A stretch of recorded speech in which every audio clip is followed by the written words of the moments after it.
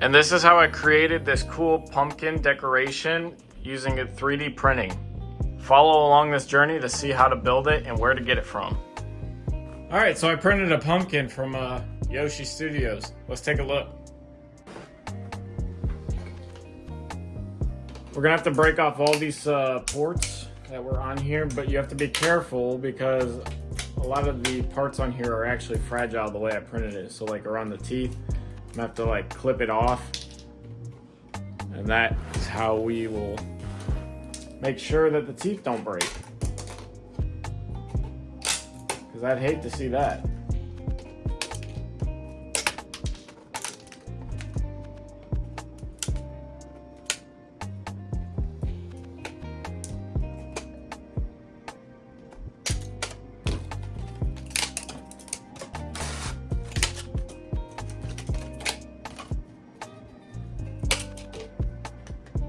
It's not bad. Doesn't need to be perfect. I mean, it's just a pumpkin for Halloween. But we're gonna do something cool with it. I just gotta clean it up, get it ready to be put together.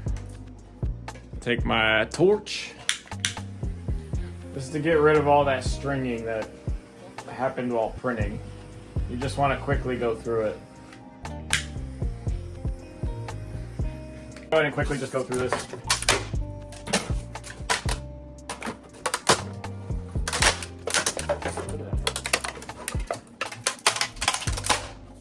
Wow.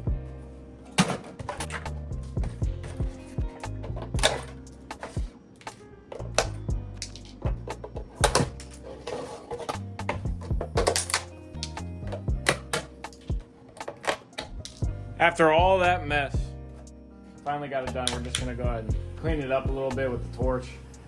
This will melt any of like the stringy pieces and just help kind of clean it. It doesn't have to be perfect. There's some stringing up here that we just gotta get rid of too. But it'll literally just with heat eat itself. So make sure you're in a well ventilated area, not in your gaming room doing this like me. Very smart, but it is what it is. The back piece, this is pretty simple. Yeah, like that's pretty much done.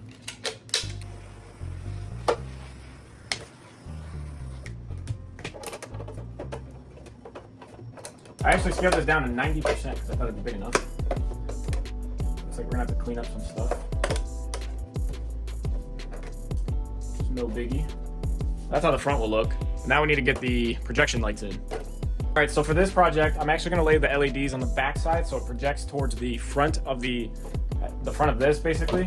I'm just gonna use some LED lights. I'm gonna have to definitely trim this. We're probably gonna say, let's say, yeah, we'll use about that much. Gotta get me an electrical crimper. And just like that, we now have the 2 wires. We can go ahead and clean those up. I'm gonna kind of half-ass do this because it doesn't really matter. But we're gonna twist up these lines so we can supply power better. Both sides, of course. We're gonna take electrical tape. We're gonna firmly push down, and then you're just gonna wrap it. Just a couple times, nothing crazy. I'm gonna wrap it at least twice here because we know that it's not thick, and then we're gonna meet it at the final front of the cord. We're gonna pull tightly. We're gonna create a little spiral, and then just heat it up. It will be hot when you do that. And now we have a hole. So now, we can actually go ahead and test the LED lights. Bam! That's how we make a connection. So now this has this is meant for TVs, but this is the controller. So what we're gonna do, the reason I'm doing it on the back side is so I'm gonna be able to hide it and pass it through here. So basically, I need to take off the sticky tape and start layering it, starting at the actual bottom of this. We're gonna kind of have to curve the front starting piece. That way I can kind of pass it through, basically.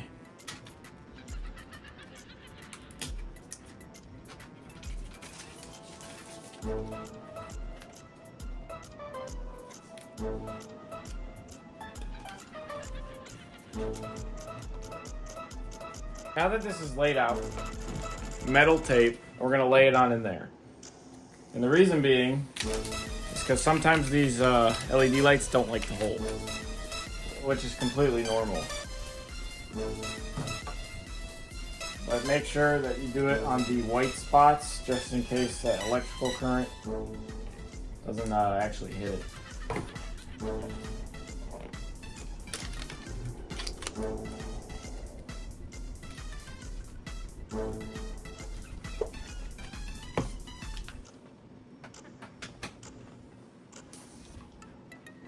There we go. Now we have a projection of lights. To me, it's pretty sick. Now that we've got that done, what I'm gonna do, I think, is take some black tint, but I think this is kind of too see-through. What I want to do is kind of hide the electronics. Yeah, I need a new sheet. Be right back. So what we're actually going to do is create a grid, but I'm going to put some red film over it, kind of make it harder to see inside. And then we'll probably put another backing on it as well. Let's make this grid.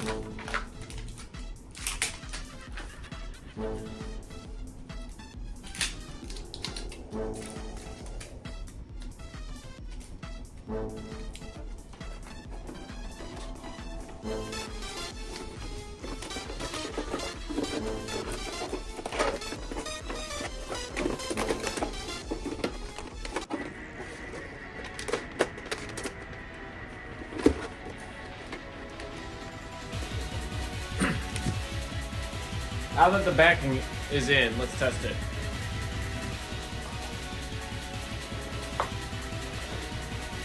Alright, let's put it on the face shell and see how it looks. That's pretty cool. Let's turn off the lights.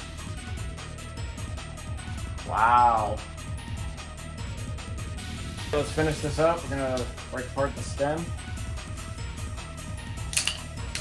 I printed this actually out of wood filament by Molen. There's just some leftover I had. Makes it look way more realistic. But this fits. And it does.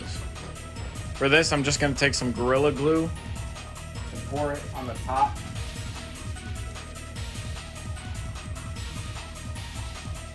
Put a crap ton in there.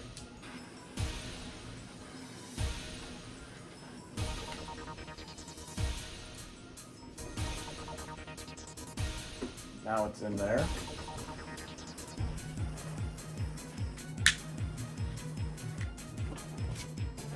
I'm actually going to take Super Weld for this part. This dries with the UV light. What I'm going to do is start putting it in.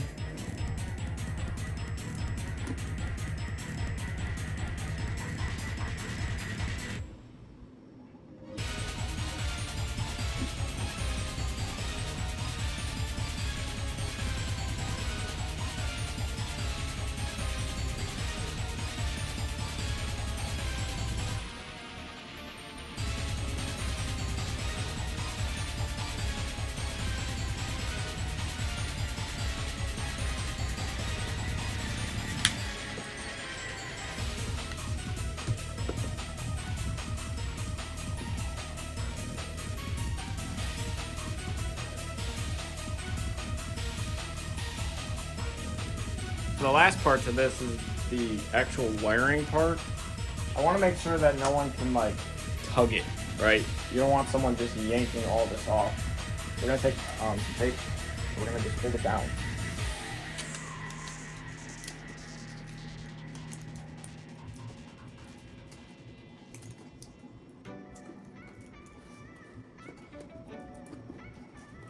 Alright guys, after final assembly, this is pretty cool. You can actually change the modes to do whatever you want. You can even do whatever colors. So if you want something, you know, that you're a fan of.